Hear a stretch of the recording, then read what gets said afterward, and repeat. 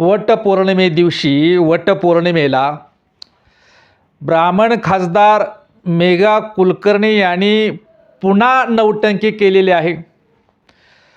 पुन्हा आपल्यातला ब्राह्मणी कावा दाखवलेला आहे. त्या नेहमीच जाती धर्माच्या नावाखाली सतत नौटंकी करण्यामध्ये तरबेज असणाऱ्या राज्यसभेच्या ब्राह्मण खासदार मेघा कुलकर्णी यांनी वटपौर्णिमेच्या दिवशी वटसावित्रीच्या वडाच्या झाडाला राष्ट्रपिता महात्मा ज्योतिबा फुले आणि क्रांती ज्योती सावित्रीबाई फुले यांच्या वाड्यामध्ये फुले वाड्यामध्ये येऊन त्या वडाच्या झाडाची पूजा करण्यात आली. राज्यसभेच्या ब्राह्मण खासदार मेघा कुलकर्णी यांनी कोथरूडवरून इतक्या लांब येऊन फुले वाड्यातील वडाच्या झाडाला फेऱ्या मारून वटपौर्णिमेची पूजा केली, वटपौर्णिमा साजरी केली. खरं तर हे वरवर पाहता हे धार्मिकतेचा विषय वाटतो, धार्मिक बाब नाही. हा धर्माच्या परंपरे सणासुदीचा सुद्धा हा भाग नाही. हा केवळ सणासुदीचा आणि धार्मिक भाग नाही, तर सणासुदीच्या नावानिमित्तानं वटपौर्णिमेच्या निमित्तानं सावित्रीबाई फुले यांच्या वाड्यामध्ये महात्मा ज्योतिबा फुले यांच्या वाड्यामध्ये फुले वाड्यामध्ये येऊन त्या वडाच्या झाडाची पूजा करणं वटपौर्णिमेच्या निमित्तानं हा केवळ सणासुदीचा भाग नाही, हा केवळ धार्मिक विषय नाही, धार्मिकतेचा भाग नाही. हा जाणीवपूर्वक महात्मा ज्योतिबा फुले आणि क्रांती ज्योती सावित्रीबाई फुले यांच्या विचाराची विटंबना अपमान करण्याचा हा कुटील डाव आणि ब्राह्मणी कावा आहे. आणि म्हणून मी म्हणेल की राष्ट्रपिता महात्मा ज्योतिबा फुले यांच्या सावित्रीबाईंच्या वाड्यामध्ये सावित्रीबाई फुलेंच्या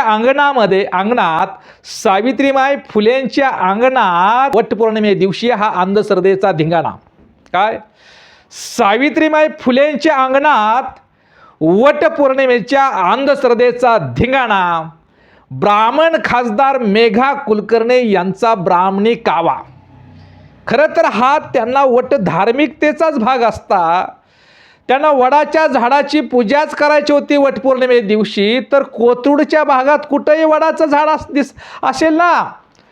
वडाच्या झाडाचं कोथरूड कुणीकड, गंजपेठ कुणीकड, फुलेवाडा कुणीकड, इतक्या अंतर 7 ते 10 किलोमीटरचं अंतर. आणि त्या तरच तुम्हाला वडाच्या झाडाची पूजा करून जन्मोजन्मी हाच नवरा मिळावा अशी प्रार्थना करायची असेल मेघा कुलकर्णींना, की जन्मोजन्मी हाच नवरा मिळावा असं तुम्हाला म्हणायचं असेल, तर त्या कोथरूडच्या परिसरामध्ये कुठंही वडाचं झाड असेल ना, ते शोधायचं होतं. आणि जर वडाचं झाड नसेल, जिथं नसेल तिथं सुद्धा बायका अलीकडं वडाच्या झाडाचं चित्र ते काढून भिंतीवर वडाच्या झाडाचं चित्र किंवा फोटो काढून तिथं ते पूजा करतात ना, तसं करायचं होतं. पण मेघा कुलकर्णी या ब्राह्मण खासदार बाईंनी तसं अजिबात केलं नाही, तर कोथरूडवरून इतक्या लांब येऊन जाणीवपूर्वक फुलेवाड्यामधील असणारं जे वडाचं झाड आहे त्या वडाच्या झाडाला पुरातन विभागाची बंदी असताना सुद्धा, धार्मिक कार्यक्रमाला बंदी असताना सुद्धा पोलीस बंदोबस्तात येऊन त्याने अनेक महिलांना बरोबर घेऊन वडाच्या झाडाची पूजा केली, वटपौर्णिमा साजरी केली, तिथं फेऱ्या मारल्या. ते निश्चितपणे हा धार्मिकतेचा विषय नसून हा महात्मा ज्योतिबा फुल्यांच्या क्रांती ज्योती सावित्रीबाई फुल्यांच्या विचाराची भूमिकेचा अपमान आहे. ज्या फुले दाम्पत्यांनी क्रांती ज्योती सावित्रीबाई फुले आणि महात्मा ज्योतिबा फुले यांनी असं म्हटलेलं आहे की धिक्कारून द्या मनोमत, विद्या शिकताच पावाल ते सुख, घेवा माझा लेक ज्योती म्हणे. फुले दाम्पत्याने इथल्या अनिष्ट रूढी परंपरेला नकार देऊन विज्ञानवादी आणि परिवर्तनाचा संदेश दिला. स्त्री शिक्षणातून सामाजिक परिवर्तनाच्या मशाली, क्रांतीच्या मशाली पेटवल्या गेल्या. त्या फुलेवाड्यामध्ये जाणीवपूर्वक वटपौर्णिमेच्या दिवशी वडाच्या झाडाची पूजा करणं हा दुष्ट हेतू आहे. मेघा कुलकर्णी या ब्राह्मण खासदाराच्या ह्या बाईचा हा ब्राह्मणी कावा हा लपून राहिला नाही. अरे कोथरूडला वडाची झाडं असताना तुम्ही फुलेवाड्यात का? याच्या पाठीमागचं काय कारण आहे? भारी राजकारण आहे. हा ब्राह्मण खासदार मेघा कुलकर्णीचा ब्राह्मणी कावाच आहे. आणि म्हणून म्हणतोय की सावित्रीबाई फुल्यांच्या अंगणात वटपौर्णिमेचा हा अंधश्रद्धेचा धिंगाणा होय. खरं तर ब्राह्मणांच्या महिलेवरती महात्मा ज्योतिबा फुले आणि क्रांती ज्योती सावित्रीबाई फुल्यांचं फार मोठं उपकार ब्राह्मण स्त्रीवरती आहे. फुल्यांच्या चळवळीचा सगळ्यात जास्त फायदा हा ब्राह्मण स्त्रियांना झालेला आहे. काय? केशवपण विधवा पुनर्विवाह. केशवपण, एखाद्या विधवा महिलेला केशवपण करून घराच्या एका कोपऱ्यामध्ये पांढरी साडी घालून आयुष्य काढायचं. घरातील पुरुषांच्या वासनेला बळी पडलेल्या ब्राह्मण स्त्रियांचा बाळंतपण करण्याचं, त्यांना आधार देण्याचं काम हे सावित्रीबाई फुलेंनी केलं. हे महात्मा ज्योतिबा फुल्यांनी केलं. आणि याचा जास्त फायदा, याचा जास्त लाभ, याचं जास्त उपकार हे ब्राह्मण महिलावरती आहेत. काय?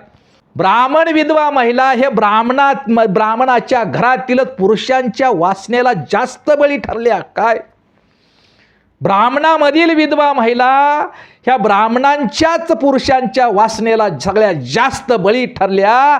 त्या महिलांना, त्या पीडित महिलांना आधार देण्याचं काम हे सावित्रीबाईंनी केलं. त्या सावित्रीबाई फुल्यांनी केलं. महात्मा ज्योतिबा फुले यांनी केलं. या उपकाराची जाणीव म्हणजे ते महात्मा ज्योतिबा फुल्यांनी स्त्रियांची, मुलींची पहिली शाळा काढली. त्याचा सुद्धा लाभ हा ब्राह्मण महिला मुलींना झालाय ना. महात्मा ज्योतिबा फुल्यांच्या सामाजिक चळवळीचा लाभ ह्या ब्राह्मण महिलांना झाला, अनेक प्रकारचा झाला.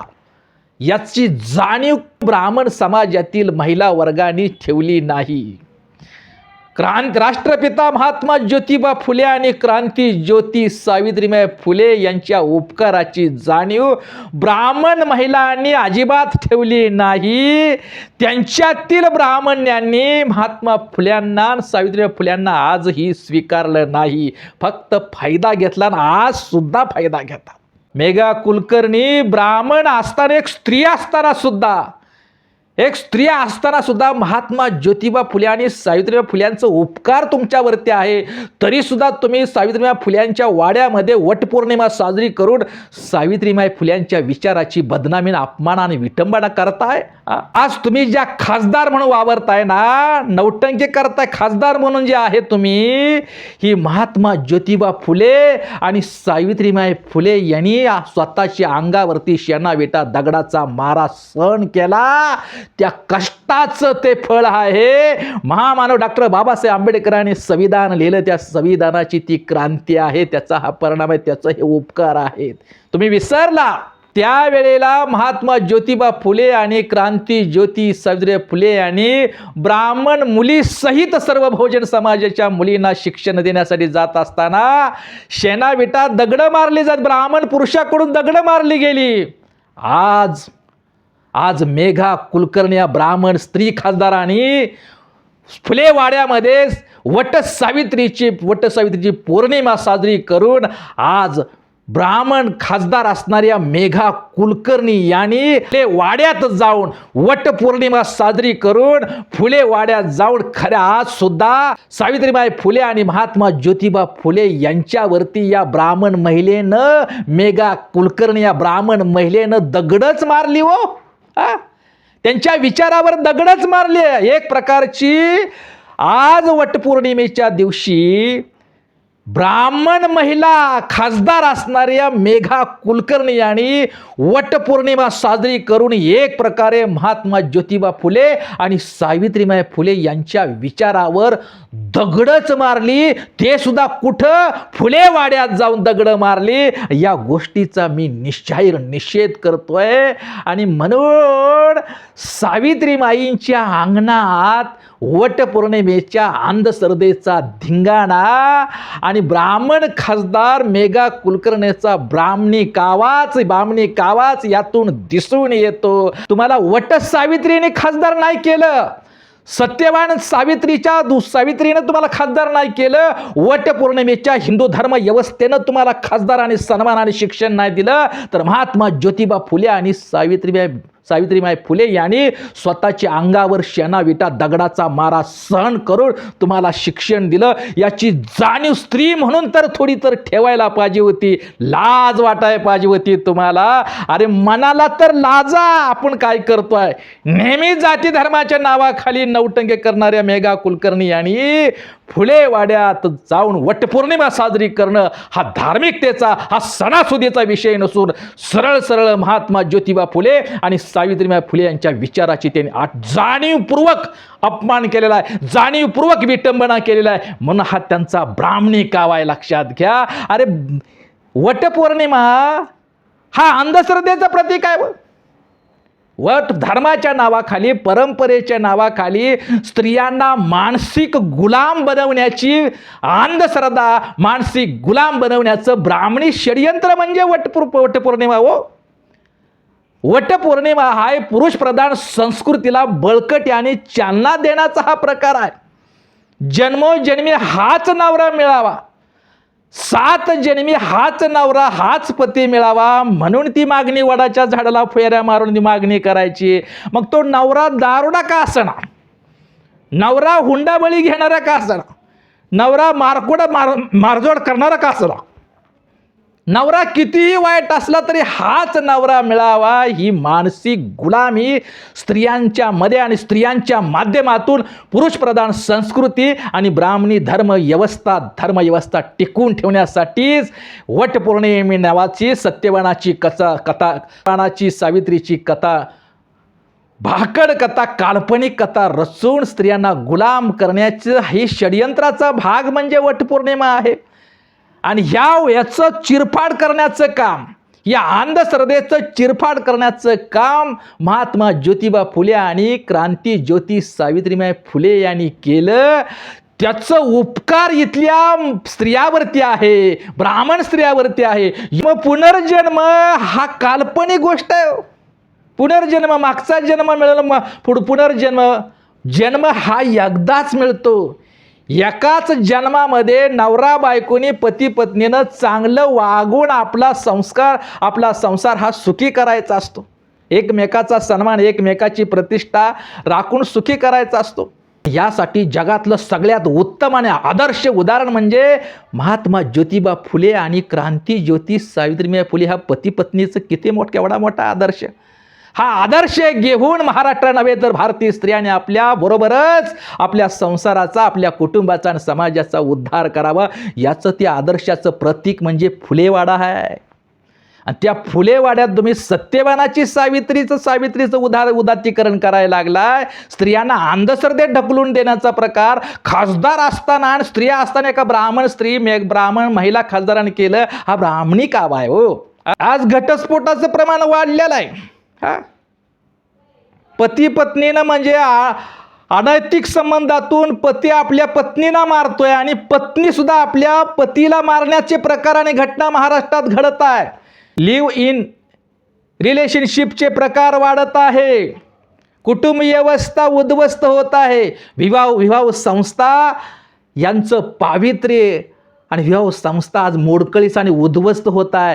त्यामुळं कुटुंब व्यवस्था उद्ध्वस्त होण्याच्या मार्गावर आहे. आणि ते वाचवायचं असेल तर बुद्धांच्या विचाराची, छत्रपती शिवरायांच्या विचाराची, महात्मा ज्योतिबा फुल्यांच्या विचाराची, सावित्रीबाई फुल्यांच्या विचाराची, वैश्विक प्रणेते महामानव डॉक्टर बाबासाहेब आंबेडकर यांच्या विचाराची, लोकशाहीर अण्णाभाऊ साठे यांच्या विचारांची, राजमाता अहिल्याबाई होळकर यांच्या विचाराची, माता जिजाऊ भीमाई रामाई यांच्या विचाराच्या प्रबोधनाची आज गरज आहे. ती गरज पूर्ण करण्याकरता महिलांमध्ये प्रबोधन वाढवण्याचं काम करायचं आहे. अरे स्त्री शक्ती ही राष्ट्रशक्ती आहे. त्या राष्ट्रशक्तीचा रास तुम्ही या वटपौर्णिमेच्या माध्यमातून, वटपौर्णिमेत सणासुदीच्या धर्माच्या नावाखाली वटपौर्णिमा करून तुम्ही स्त्री शक्तीचा रास करत आहे खऱ्या अर्थानं. हे आणखी एक सांगावंसं वाटतं की मेगा खासदार ह्या नेहमीच जाती धर्माच्या नावाखाली ते निर्माण करण्याकरता नौटंकी करतात. ह्याच पुण्यामध्ये भिंतीच्या रंगावरून त्यांनी नौटंकी केली व धर्मभेद केला. भिंतीवर तो हिरवा रंग होता आणि हिरवा रंग काढून त्यांनी भगवा रंग लावला. आता तुम्ही फुलेवाड्यात येऊन वडाच्या झाडाची पूजा करत असताना वडाच्या झाडाच्या पानाचा रंग सुद्धा हिरवाच आहे ना. मेघा कुलकर्णी, हा ब्राह्मणी कावा तुम्ही सातत्याने करता. आणि मी तुम्हाला छोटासा प्रश्न करतोय, तुम्ही मागच्या वेळेला पुण्यातल्या एका भिंतीवरचा हिरवा रंग पुसून त्याच्यात भगवा रंग केला आणि आता तुम्ही वटपौर्णिमेला फुलेवाड्यात जाऊन वडाच्या झाडाची पूजा केली.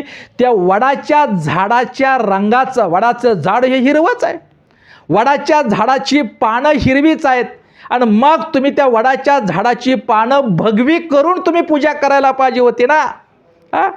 वडाच्या झाडाची जी हिरवी पानं आहे ती भगवी करायची, त्याला सुद्धा त्या पानाला भगवा रंग देऊन तुम्ही वटपौर्णिमे दिवशी वडाच्या झाडाची पूजा करायला पाहिजे होते ना. खरं तर हा ब्राह्मणी कावा आहे. हा सावित्रीबाई फुलेंच्या अंगणामध्ये वटपौर्णिमेच्या अंधश्रद्धेचा हा धिंगाणा आहे. ब्राह्मण खासदार मेघा कुलकर्णीचा हा ब्राह्मणी कावा आहे.